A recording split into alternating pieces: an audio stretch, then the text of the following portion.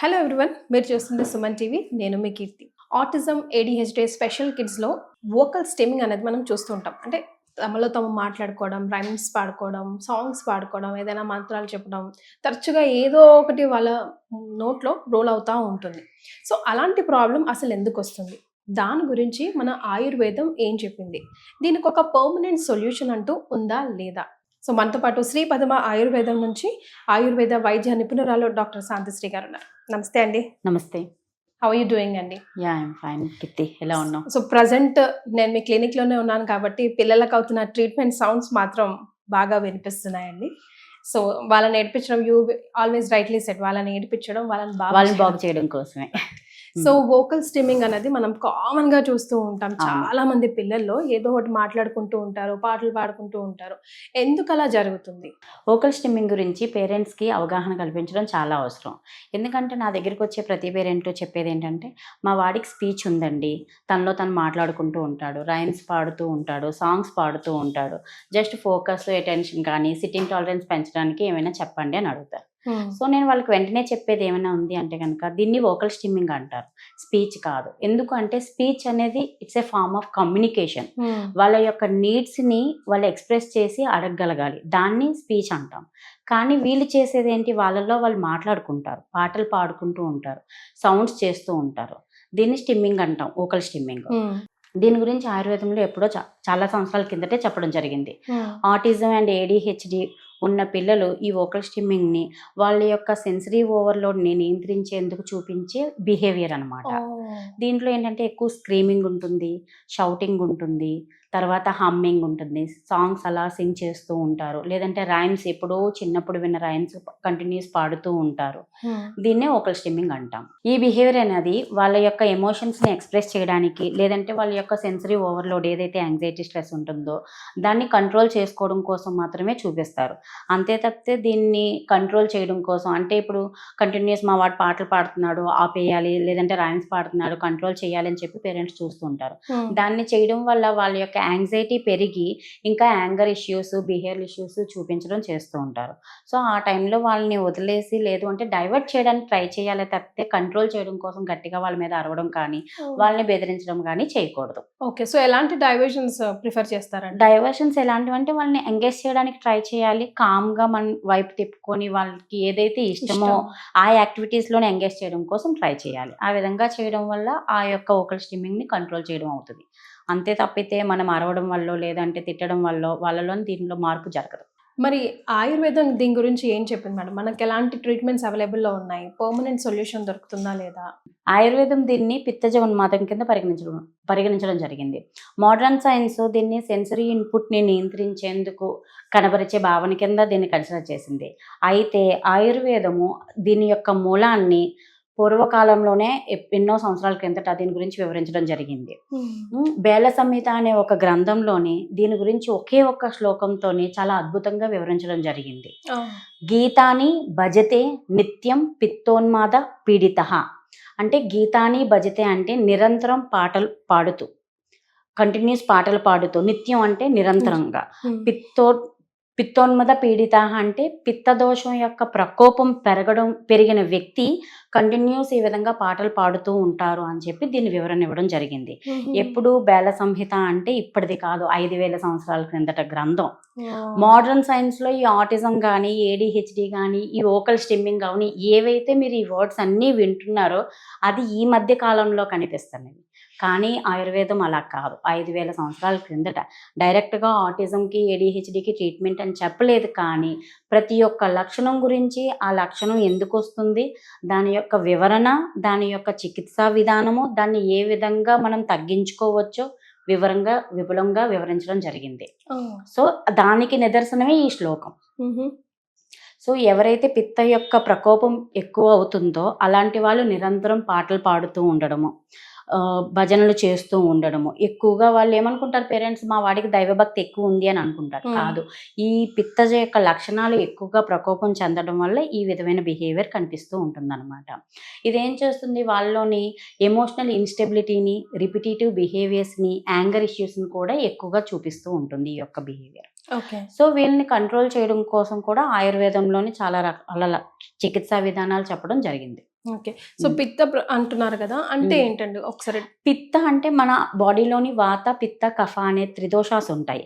మనకి త్రిదోషాస్ బ్యాలెన్స్డ్గా ఉంటే మనం ఆరోగ్యంగా ఉంటాం. ఎప్పుడైతే వీటి యొక్క ఇంబ్యాలెన్స్ జరుగుతుందో ఒక్కొక్క రకంలో ఒక్కో రకమైన సిమ్టమ్స్ జరుగుతాయి. వాత ఇంబ్యాలెన్స్ వల్ల పిల్లల్లో ఒక రకమైన సిమ్టమ్స్ ఉంటాయి, ఫిమేల్స్లో ఒక రకమైన సిమ్టమ్స్ ఉంటాయి, మేల్లో ఒక రకమైన సిమ్టమ్స్ ఉంటాయి.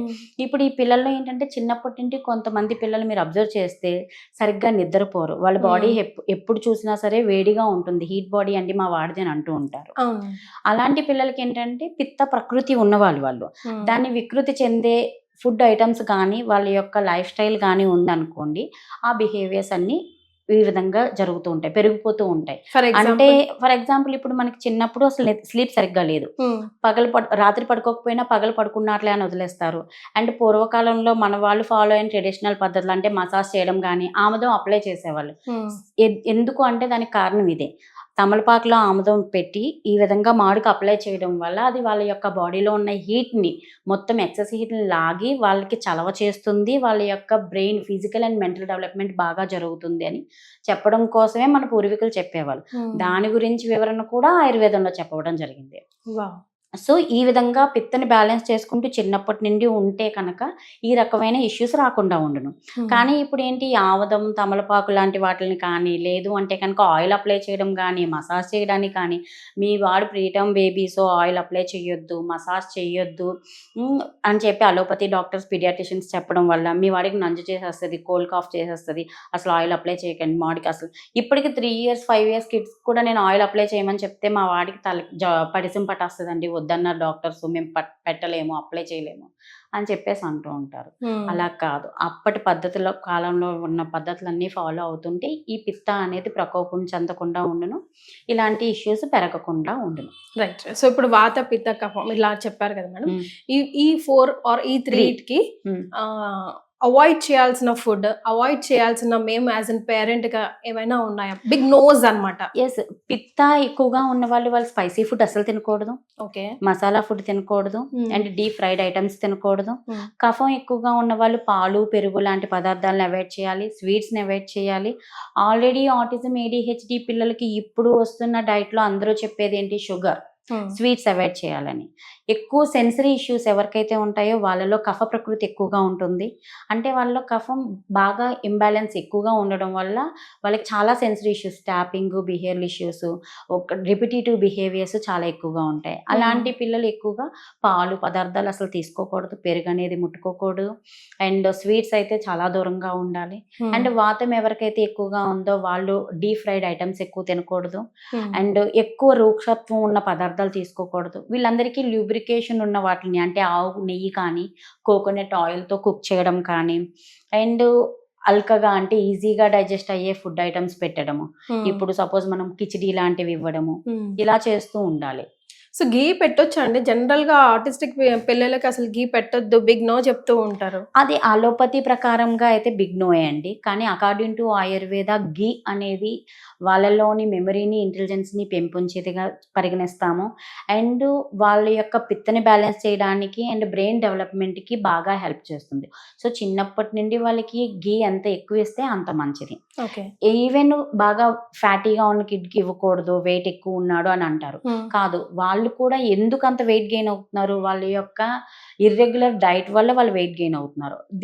వాళ్ళు కూడా గీని ఇంక్లూడ్ చేయడం వల్ల ప్రాపర్ మోషన్ అవ్వడము, ప్రాపర్గా డైజెషన్ అవ్వడం జరిగి వెయిట్ కూడా వాళ్ళు తగ్గడము, దాంతోపాటు sense of clarity and sense of awareness పెరుగుతుంది వాళ్ళలోని. సో గీ చాలా హెల్ప్ చేస్తుంది. అండ్ కుకింగ్ ఆయిల్స్ కూడా మనం ఇప్పుడు చాలా మంది కొన్ని స్టేట్స్లోని మస్టర్డ్ ఆయిల్ యూజ్ చేస్తారు, కానీ అది బాడీ హీట్ని ఇంకా పెంచుతుంది. అలాంటి వాళ్ళకి బిహేవియర్స్ చాలా ఎక్కువ ఉంటాయి, వాళ్ళ స్లీప్ డిస్టర్బ్ అవుతూ ఉంటుంది. మేము చిన్నప్పటి నుండి వాడుతున్నాం కదా, ఈరోజు కొత్తగా ఏం వేడి చేస్తుంది అని అనుకుంటారు. కాదు, ఎలాంటి సిచ్యువేషన్ అయినా సరే, వెదర్ ఎలా ఉన్నా కూడా వాళ్ళ యొక్క నాడిని బట్టి మన ఆయుర్వేదం దినచర్య, రుతిచర్య అని ప్రతి వాటి గురించి చాలా విపులంగా వివరించడం జరిగింది. సో కోకోనట్ ఆయిల్, కౌగి ఈ రెండిట్లతోనే మనం కుక్ చేసుకుంటే వీళ్ళలోని పిత్తని బ్యాలెన్స్ చేసిన వాళ్ళం అవుతాం. అండ్ అల్యూమినియం నాన్ స్టిక్ వెజిల్స్లో కుక్ చేయడం, చెప్పుకుంటూ పోతే చాలా లిస్టే ఉంది వీటిని బ్యాలెన్స్ చేయడం కోసం. సో ఇలాంటి వాటి కోసమే, ఇలాంటి పేరెంట్స్ కోసమే నేను ఆటిజం విన్ అని ఒక వాట్సాప్ ఛానల్ క్రియేట్ చేయడం జరిగింది రీసెంట్గా. సో దానిలో కనుక మీరు జాయిన్ అయితే డైలీ అందులో టిప్స్, హెల్త్ టిప్స్ కానీ లేదంటే ఏ విధమైన డైట్ని ఫాలో అవడం వల్ల వాళ్ళ యొక్క బిహేవియర్స్ని కంట్రోల్ చేయొచ్చు, ఏ డైట్ ఏ విధంగా హెల్ప్ చేస్తుంది, ఏ ట్రీట్మెంట్ వాళ్ళని ఏ విధంగా వాళ్ళ యొక్క కండిషన్ నుండి బయటికి తీస్తుంది అనే దాని గురించి అవగాహన కల్పిస్తూ ఉన్నాము. సో పేరెంట్స్ అవసరమైన వాళ్ళు మా హాస్పిటల్ నెంబర్ ఏదైతే ఉందో దానికి పింక్ చేస్తే వాళ్ళ ఛానల్ లింక్ ఇస్తారు, దానిలో జాయిన్ అవ్వచ్చు. రైట్. వాళ్ళకి అవేర్నెస్ క్రియేట్ చేయడం కోసమే మా యొక్క ఈ ఉద్దేశం కూడా. Right, very nice of you అండి. అయితే ఇప్పుడు కమింగ్ బ్యాక్ టు వోకల్ స్ట్రిమ్మింగ్ గురించి మాట్లాడుకోవాల్సి వస్తే మన శ్రీ ప్రథమ ఆయుర్వేదం సెంటర్లో వోకల్ స్ట్రిమ్మింగ్కి సంబంధించి ఎలాంటి ట్రీట్మెంట్స్ అవైలబుల్లో ఉన్నాయి, అవి పిల్లలకి ఎలా, ఎంత రోజుల్లో, లైక్ లాంగ్ రన్లో ఎలా యూజ్ అవుతుంది? వోకల్ స్టిమ్మింగ్ అనేది ఒక సిమ్టమ్ ఏమీ కాదు. వోకల్ స్టిమ్మింగ్తో పాటు చాలా రకాల ఇష్యూస్ ఉంటాయి వాళ్ళకి. సో ఫస్ట్ కిడ్ మా శ్రీ ప్రథమ ఆయుర్వేదంకి రాగానే మేము నాడీ పరీక్ష చేస్తాం. నాడీ పరీక్షలో ఉన్న దోషాస్ని, ఇంబ్యాలెన్స్ని బట్టి ముందు dietary modifications, life style modifications రెండూ చెప్తాం. డైటరీ మోడిఫికేషన్లో ఫస్ట్ ఇంక్లూడ్ చేయాల్సింది పిత్తని బ్యాలెన్స్ చేయడం కోసం యాష్గార్డ్ జ్యూస్. ఇప్పుడు వాళ్ళది కఫం ఎక్కువగా ఉన్న బాడీ అయితే కనుక బూడిద గుమ్మడికాయ రసం ఇవ్వడం వల్ల మా వాడికి మళ్ళా నంజు చేస్తుంది అని క్వశ్చన్ అడుగుతారు. అలాంటి వాళ్ళకి ఏం చెప్తాము అంటే బూడిద గుమ్మడికాయ రసంతో పాటు కొంచెం రా టర్మరిక్, పచ్చి పసుపు కొమ్ముని చిన్న ముక్క జోడించి రసం చేసేటప్పుడు ఏదైతే జ్యూస్ చేస్తామో అందులో వేసేస్తే ఆ యొక్క కఫాన్ని పెంచే గుణాన్ని అది బ్యాలెన్స్ చేస్తుంది. ఓకే. సో ఈ విధంగా చాలా రకాల డైట్ మోడిఫికేషన్స్ ఉన్నాయి. నాడిని బట్టి మేము మోడిఫై చేస్తూ ఉంటాం. అదేవిధంగా కోకోనట్ వాటర్ తాగించవచ్చు. డ్రై ఫిక్స్, బ్లాక్ రైజిన్స్ని సోక్ చేసి నైట్ అంతా ఓవర్ నైట్ దాన్ని బ్లెండ్ చేసి మార్నింగ్ ఇవ్వాలి అని చెప్తాం. దాంతో కూడా పిత్త బ్యాలెన్స్ అవుతుంది. మా వెబ్సైట్కి వెళ్తే autismayurvedam.com అనే వెబ్సైట్ ఉంది. ఆ వెబ్సైట్లో చూస్తే కనుక మీకు ఈ విధమైన టిప్స్ చాలా ఉంటాయి. హౌ టు కంట్రోల్ ద పిత్త దోష అని చెప్పి.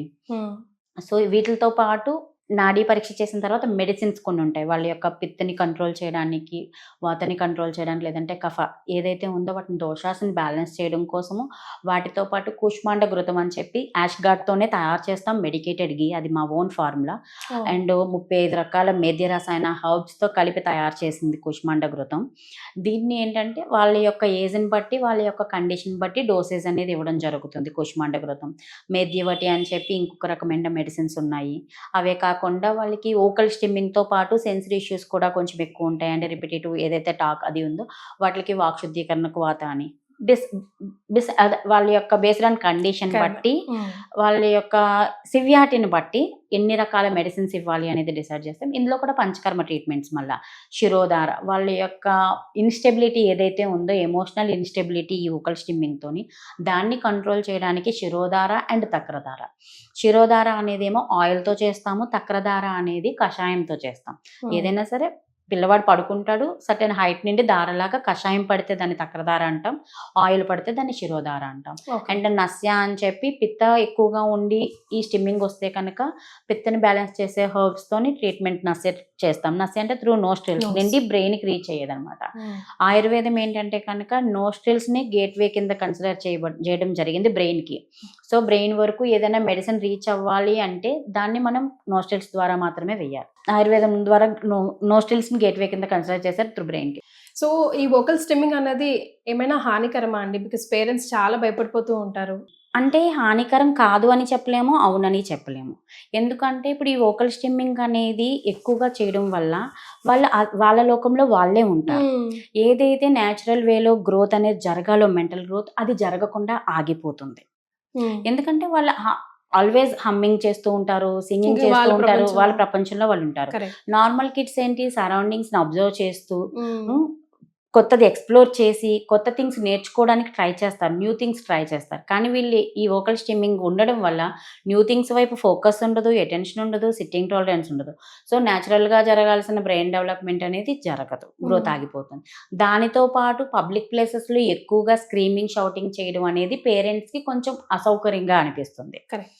సో దాని గురించి అయితే ఆలోచించాలి. దానికి ఇమీడియట్గా ట్రీట్మెంట్ అనేది చేసుకుంటే వాళ్ళ యొక్క మెంటల్ గ్రోత్కి మనం హెల్ప్ చేసిన వాళ్ళం అవుతాము.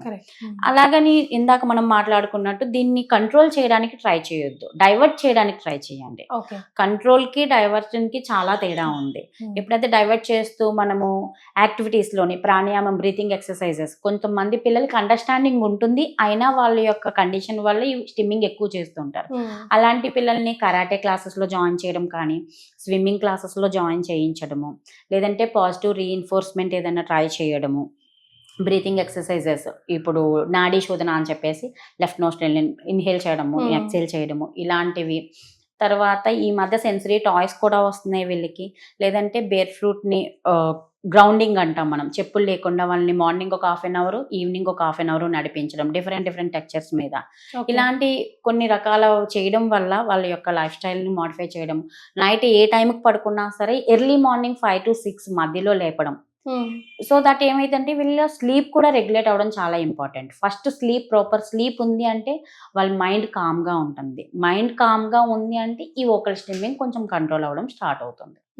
సో వాటిని డెవలప్ చేయడం కోసం ఏవైతే వాళ్ళకి ఈజీగా ఉంటాయో, ఏవైతే ఫాలో అవ్వడం వల్ల వాళ్ళలో స్లీప్ని ఇంప్రూవ్ చేయగలుగుతున్నారో, వాళ్ళని కామ్గా ఉంచగలుగుతున్నారో అలాంటివి చేయడానికి ట్రై చేయాలి పేరెంట్స్.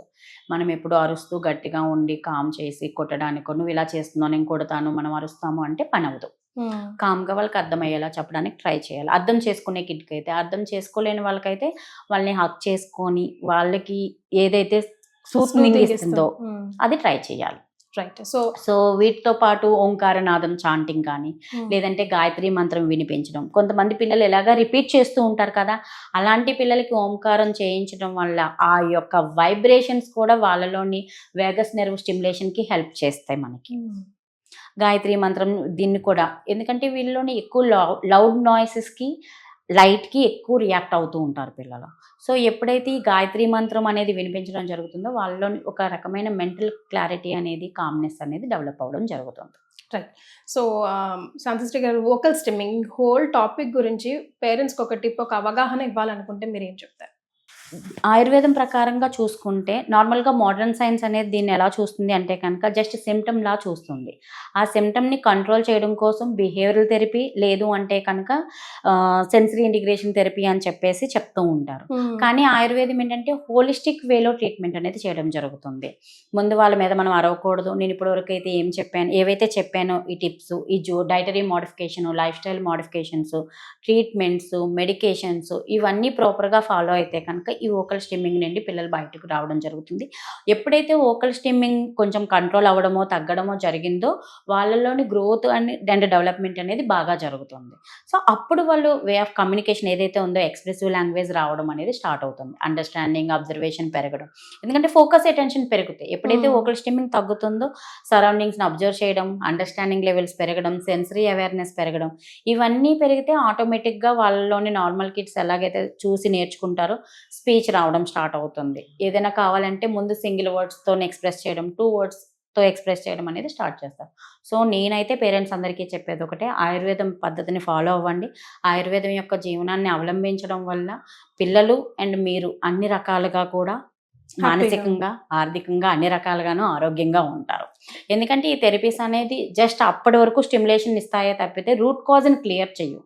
ఆయుర్వేదం ఎప్పటి నుండో 5,000 సంవత్సరాల క్రిందటి నుండి రూట్ కాజ్ని క్లియర్ చేయడం వల్ల ఎలాంటి కండిషన్ అయినా కూడా బయటికి రావచ్చు అని చెప్పి వివరించడం జరిగింది. సో ఆయుర్వేదం యొక్క జీవన విధానాన్ని అవలంబించండి, ఆరోగ్యాన్ని పెంపొందించుకోండి. Well said ma'am, thank you so much.